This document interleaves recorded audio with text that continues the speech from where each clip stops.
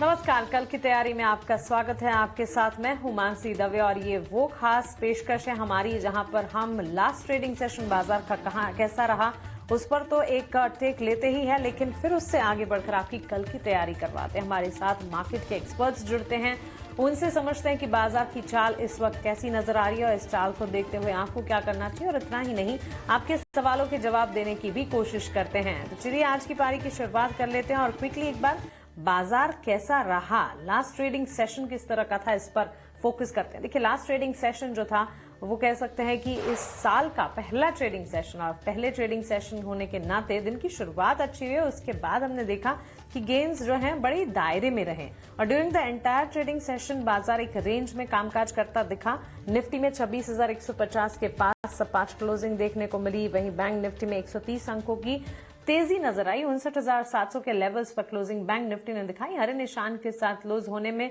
Benchmarks तो कामयाब रहे। ब्रॉडर मार्केट्स में भी वॉलेटाइल मूव्स थे। ऑटो सेक्टर ने बाजार को संभाला। इसके अलावा अडानी ग्रुप स्टॉक्स में भी काफी बढ़िया एक्शन था। ओवरऑल मार्केट 2026 के पहले कारोबारी सत्र में कहा जाएगा कि टाइट रेंज में कामकाज करता रहा और ये कोई सरप्राइजिंग चीज नहीं थी।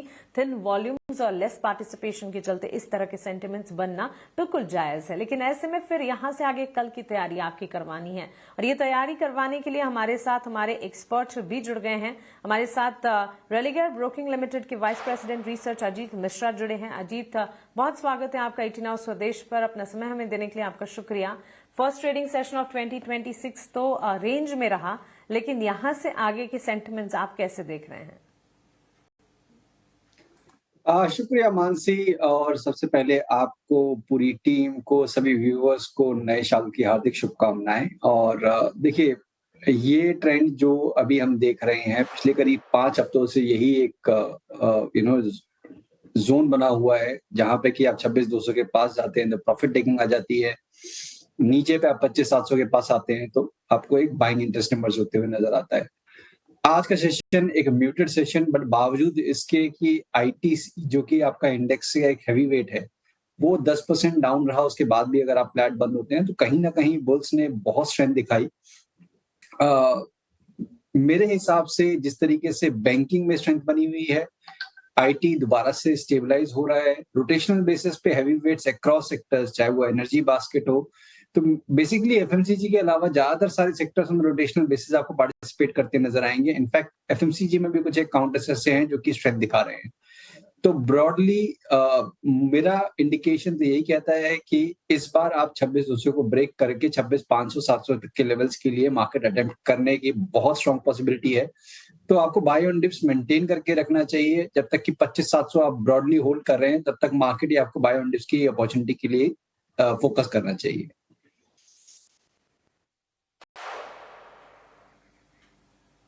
ऑलराइट, तो चलिए इंडेक्स पर ये एक नजरिया फिलहाल हमें मिलता हुआ। अंडरटोन और लॉन्ग टर्म प्ले बुलिश जरूर है, लेकिन यहाँ पर मार्केट की वॉलेटिलिटी को देखते हुए एहतियात बरतते हुए कामकाज करना चाहिए, राय हमारे एक्सपर्ट की तरफ से। अजीत, वैसे बाजार में हमने देखा ऑल इन ऑल अगर सेक्टर स्पेसिफिक बाजार की चाल को देखिए, ऑटो सेक्टर ने काफी हद तक मार्केट को संभाला। ऑटो बिक्री के डेटा, दिसंबर ऑटो बिक्री बेहतर रही। यहाँ से ऑटो सेक्टर एंड एनवी से ऑटो एंसलरी पर आप की राय क्या होगी? बिल्कुल मानसी, देखिए 3 सेक्टर्स जो हैं कि इस रिकवरी में जो लीड कर रहे हैं from the front, banking, auto और मेटल्स। तो इन तीनों का ही अभी तक जो कंसिस्टेंसी है वो देखने को मिल रहा है। मेजॉरिटी आपके नाम ऑटो काउंटर्स में से जो कि पहले साइड लाइन्स पे भी थे, उनमें भी ये पार्टिसिपेशन, जैसे कि बजाज ऑटो और टाटा मोटर पैसेंजर व्हीकल। बाकी ज्यादातर सारे काउंटर्स पहले से ही अच्छा परफॉर्म कर रहे हैं, चाहे वो आइशर हो, टीवीएस हो, एमएनएम हो, फोर्स मोटर, एथर एनर्जी। तो ये पूरी बास्केट मुझे लगता है कि ये स्ट्रेंथ बनी रहेगी। अभी कोई ऐसा इंडिकेशन नहीं है स्लो डाउन का। इंडेक्स अपना रिकॉर्ड हाई पे है। स्टॉक्स बहुत सारे आपके ऐसे हैं 52 वीक हाई रिकॉर्ड हाई पे हैं। तो डेफिनेटली यहाँ पे आपको इस तरीके का जो आउट परफॉर्मेंस है वो कंटिन्यू होते हुए नजर आएगा आने वाले टाइम में भी।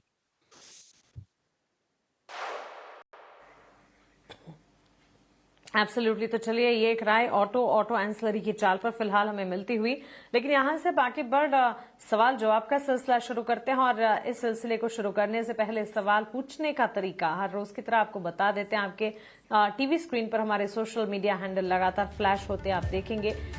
यूट्यूब पर हमें सवाल पूछे और मैं पूरी कोशिश करूंगी कि इस बुलेटिन में शेयर बाजार से जुड़े आपके हर सवाल के जवाब मैं आपको दे पाऊं।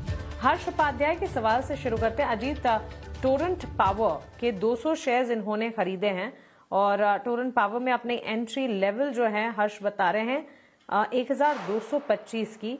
सवाल इनका यह है कि इन स्तरों को देखते हुए, खरीदारी के स्तर इनके देखते हुए, पोजीशन को इंटैक्ट रखें या फिर यहां से निकल जाना चाहिए। 1327 के लेवल्स पर करीब 2% की बढ़त पर यह स्टॉक क्लोज हुआ था, तो इसके चलते फायदे में है। क्या इन्हें पोजीशन को बरकरार रखना चाहिए या फिर निकलना चाहिए?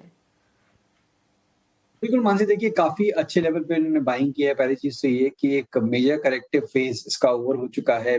2000 से ये स्टॉक गिरता हुआ करीब 1200 के पास जाके स्टेबलाइज हुआ और उन्हीं लेवल्स के लो के पास ही इनकी बाइंग की हुई है। मेरे हिसाब से अभी तक रिकवरी इसमें स्टार्ट भी नहीं हुई है। वो स्टार्ट होगी जब 1350 के लेवल को ये ब्रेक करेगा, तब जाके 1450 1500 तक के लेवल्स ये स्टॉक आपको दिखा सकता है। तो अभी के लिए मेरे हिसाब से बने रहना चाहिए। जो उनका बाइंग प्राइस है वही मेरे हिसाब से आपका स्टॉप लॉस रहेगा। 1240 का एक स्टॉप लॉस आप मेंटेन करिए और 1340 के ऊपर करीब 1450 से लेकर 1500 तक के लेवल्स के लिए आप वेट कर सकते हैं।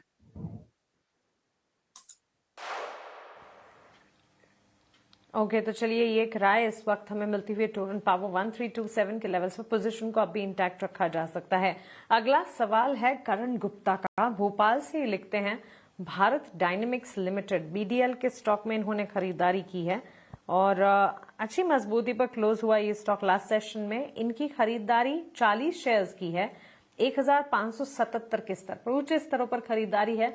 भले ही लास्ट सेशन में मजबूती रही, लेकिन इनकी खरीद से तो नीचे ही 1485 पर स्टॉक क्लोज होता हुआ दिखा है। 1481 पर 3000 4000 तक का, ऑलमोस्ट 4000 तक का नुकसान अजीत ये झेल रहे हैं। 40 शेयर्स खरीदे हैं। बीडीएल पर पोजीशन को इंटैक्ट रखना चाहिए। यहां से आगे ये पर्टिकुलर स्पेस जो है ये आने वाले दिनों में फोकस रेडार पर रहेगा। यहां से आगे बजट भी है एक इंपॉर्टेंट ट्रिगर जिसे वॉच आउट करना है। बिल्कुल मानसी, देखिए यहाँ पे जो कि हम डिफेंस एज अ बास्केट अगर हम देखें तो बीच में जरूर एक अच्छे रिकवरी अटेम्प्ट हुए थे और हमने बाइंग स्ट्रेंथ इमर्ज होती हुई देखी थी। बट जैसा कि वो अटेम्प्ट फेल हुआ, उसके बाद हमने देखा कि अक्रॉस दी बोर्ड यहाँ प्रॉफिट टेकिंग देखने को मिली, जो कि इनफैक्ट बड़े नाम थे जो कि बहुत स्ट्रांगली आउट परफॉर्म कर रहे थे, चाहे तो बीईएल एचएएल हो, वहां पे भी आपने प्रॉफिट टेकिंग देखी। तो बीडीएल कंपैरेटिवली थोड़ा सा उनसे मैं कहूंगा कि कंपैरेटिवली वीकर है। ऐसा नहीं है कि काफी ज्यादा वीकनेस है, बट यस अभी भी मुझे लगता है कि बहुत सारे लेवल्स हैं, इसको क्रॉस करना जरूरी है। इसके लिए अच्छी बात यह है कि उन्होंने ज्यादा ऊपर के लेवल्स पे नहीं खरीदा है, करीब 1570 के पास बाइंग की है, 1480 पे चल रहा है। तो एक चीज ये कर सकते हैं कि यहाँ पे वो निकल जाएं, कॉज इन्हीं एरियाज के पास पे रेजिस्टेंस है। अगर ये क्रॉस नहीं होता है तो फिर दोबारा से यहाँ पे प्रॉफिट टेकिंग आ सकती है। दूसरा अप्रोच ये है कि जो अभी रिसेंट एक छोटा सा स्विंग लो बना था करीब 1420 का, उसको आप स्टॉप लॉस मेंटेन करें। अगर ये 1510 के लेवल को ब्रेक पर कर पाता है तो 1650 तक के लेवल्स भी ये दिखा पाएगा। तो वहां पे आपको मेजर रेजिस्टेंस से स्टॉक फेस करता हुआ नजर आएगा, तो वहां पे भी एक बार निकलने की राय होगी। तो ऑल इन ऑल किसी भी तरीके से आपको एक बार को निकलने के बारे में सोचना चाहिए अगर आपका नियर टर्म का आउटलुक है, बिकॉज कंसोलिडेशन का चांसेस ज्यादा है और in comparison to any major आपका जो अप मूव है।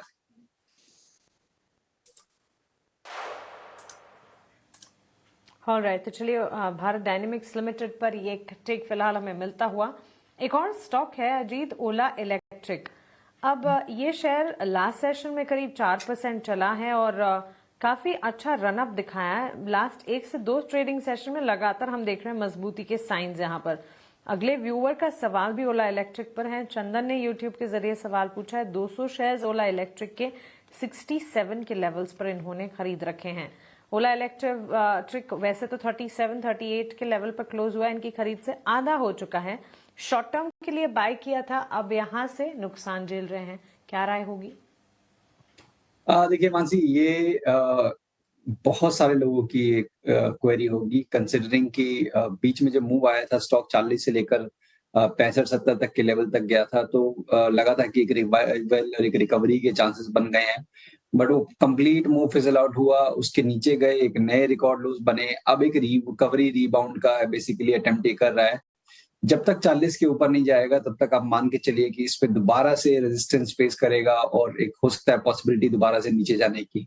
तो अभी के लिए आप यही कर सकते हैं, जो आपका रिसेंट लो था करीब 30 के पॉइंट अराउंड का, ऑलरेडी स्टॉक आधा हो चुका है। अब उसके नीचे वेट करना और मार्केट में अपॉर्चुनिटी लूज करना वो ज्यादा मेरे हिसाब से खराब है। बिकॉज अगर इंडेक्स आपका रिकॉर्ड हाई पे है, स्टॉक्स आपके रिकॉर्ड हाई पे हैं, तो आप उन स्टॉक्स में क्यों फंसे हुए हैं जो कि अपने रिकॉर्ड लोज के बाद ट्रेड कर रहे हैं।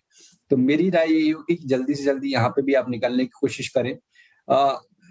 जो एग्जिस्टिंग पोजीशन है उसके लिए 30 का स्टॉप लॉस, रिकवरी के केस में 44 पहला हर्डल होगा 40 के बाद, और फिर करीब 50 तक के लेवल। तो इन एनीवेज आपको रिकवरी के केस में निकलने के बारे में सोचना चाहिए। और जो सेक्टर्स हमने बात की, चाहे वो बैंकिंग है, मेटल है, ऑटो है, इनमें आप फोकस करिए, आपको अच्छी अपॉर्चुनिटीज मिल जाएंगी।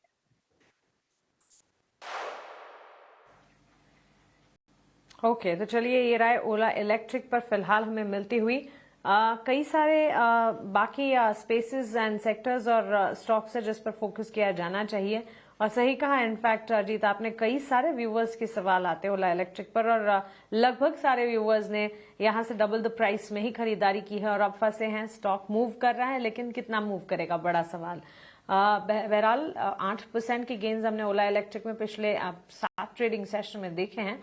सेल ऑन राइज की स्ट्रैटेजी एक्सपर्ट की तरफ से बनती हुई। बजाज फाइनेंस, रविंद्र कुमार का सवाल है बजाज फाइनेंस पर, लखनऊ से लिखते हैं। इन्होंने बजाज फाइनेंस के स्टॉक में खरीदारी की है। एक तो बजाज फाइनेंस के स्टॉक प्राइस को देख लेते हैं। 975 के लेवल्स पर बिकवाली देखी है स्टॉक ने लास्ट ट्रेडिंग सेशन में। इनफैक्ट पिछला पूरा महीना बजाज फाइनेंस के लिए कोई खास परफॉर्मेंस भरा नहीं रहा।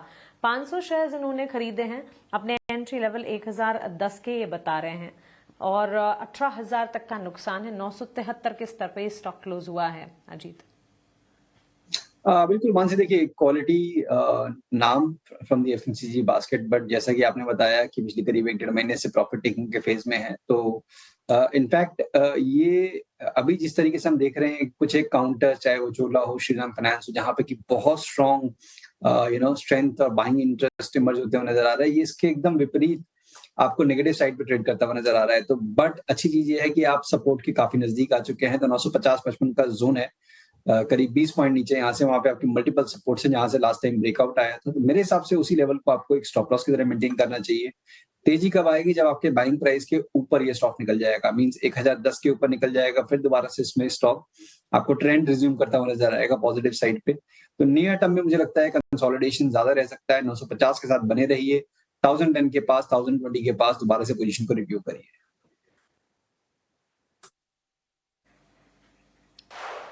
ओके तो चलिए ये राय बजाज फाइनेंस पर हमें मिलती हुई।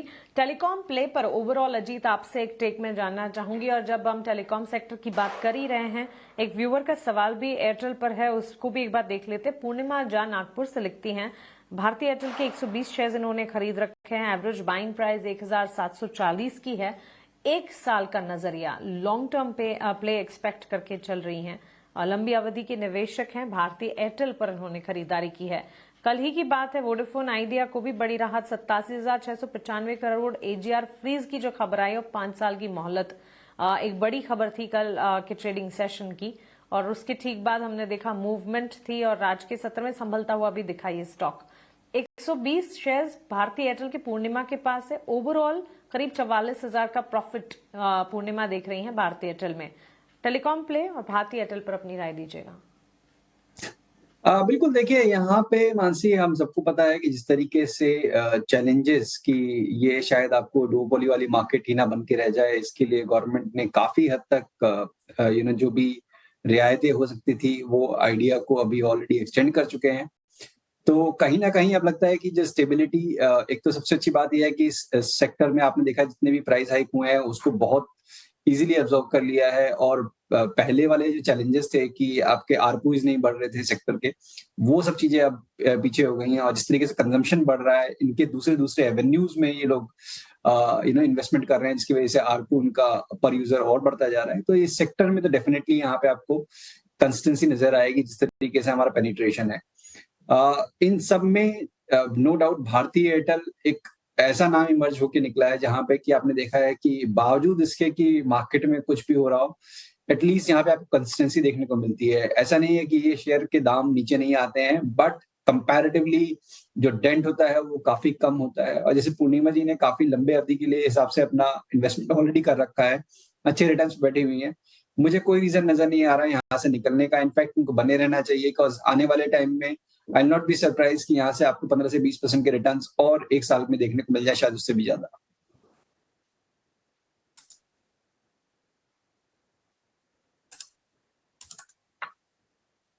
तो चलिए ये एक राय भारतीय एयरटेल पर। इस बीच कुछ और स्टॉक क्विकली एक बार देख लेते हैं, उसके बाद वीआईपी शेयर्स की तरफ भी बढ़ना है।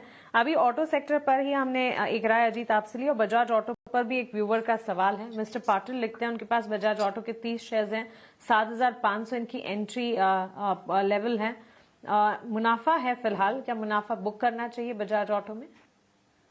नहीं, देखिए काफी अच्छे लेवल पे उन्होंने बाय किया है। और जैसे मैं बता रहा था कि ऑटो में कुछ एक लगाड़ थे जहां पे कि अंडर परफॉर्मेंस चल रही थी, बजाज ऑटो में से एक ऐसा नाम था। मींस काफी लंबे टाइम से आपने देखा है इसमें कि कुछ खास प्राइस एक्शन देखने को नहीं मिला था। इस वीक आपका 6 स्टॉक ट्रेड कर रहा है, तो इंडिकेशन ये है कि जो अंडर परफॉर्मेंस रही है स्टॉक में वो धीरे धीरे सबसाइड होगी। नो डाउट जो आउट परफॉर्मर है वहां पे आपको वो टोन कंटिन्यू होते नजर आ सकता है, बट ग्रेजुअली मुझे लगता है कि 10,000 10,500 तक के लेवल्स यहाँ पे अभी आपको देखने को मिल सकते हैं। तो मेरे हिसाब से जल्दी नहीं करनी चाहिए। 9200 के एक ट्रेलिंग स्टॉप लॉस के साथ उनको बने रहना चाहिए, और 10,000 के पास दोबारा से अपनी पोजीशन को रीवैल्यूएट करने।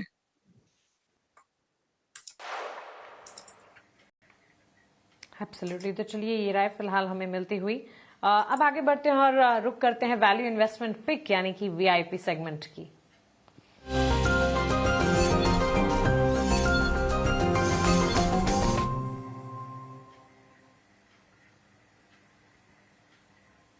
Ajit, value investment pick list में आज कौन से शेयर्स का चुनाव किया है आपने? बिल्कुल, देखिए यहाँ पे जिस तरीके से मार्केट का टोन है, थोड़ा सा मेरे हिसाब से डिफेंसिव, थोड़ा एग्रेसिव, इस तरीके से आप पोजीशनिंग करेंगे तो एटलीस्ट जो मार्केट में चॉपीनेस है, जब तक कि एक ब्रेकआउट नहीं आता है तब तक आपको पोजीशन होल्ड करने में हेल्प होगा। तो वैसा ही एक नाम from the health care space, Fortis का, जहाँ पे कि एक अच्छे करेक्शन के बाद करीब 11 स्टॉक आपका 850 आया, वहां से एक प्रॉफिट टेकिंग का फेज देखने के बाद ये स्टॉक स्टेबलाइज होता हुआ नजर आ रहा है, और अब मुझे लग रहा है कि ये रिकवरी के लिए सेट है। तो करीब 935 तक के इमीडिएट टारगेट्स के लिए यहाँ पे आप लॉन्ग पोजीशन बना सकते हैं 880 के स्टॉप लॉस के साथ। साथ ही साथ जहां पे कि काफी लंबे कंसोलिडेशन के बाद एक ब्रेकआउट देखने को मिला है, सस्टेनेंस देखने को मिल रही है उस ब्रेकआउट की, रिकॉर्ड हाइस के पास among the capital goods name जो आपका एल&टी का नाम, इस पे डेफिनेटली आपका फोकस होना चाहिए। बिकॉज टाइटन, एल&टी कुछ एक ऐसे नाम है जो कि काफी लंबे कंसोलिडेशन के बाद इन्होंने अपने रिकॉर्ड हाइस को रिक्लेम किया है, सस्टेन कर रहे हैं। तो यहाँ पे मुझे लगता है कि आउट परफॉर्मेंस कंटिन्यू रहेगी। नियर टर्म में करीब 4280 तक के लेवल्स आपको देखने को मिल सकते हैं। 4070 के स्टॉप लॉस के साथ एल&टी को भी आप बाय कर सकते हैं।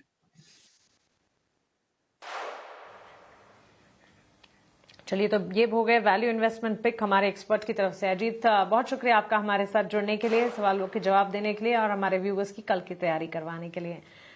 फिलहाल कल की तैयारी इस खास पेशकश में इतना ही। मुझे दीजिए इजाजत, लेकिन आप बने रहें ET Now स्वदेश के साथ। नमस्कार।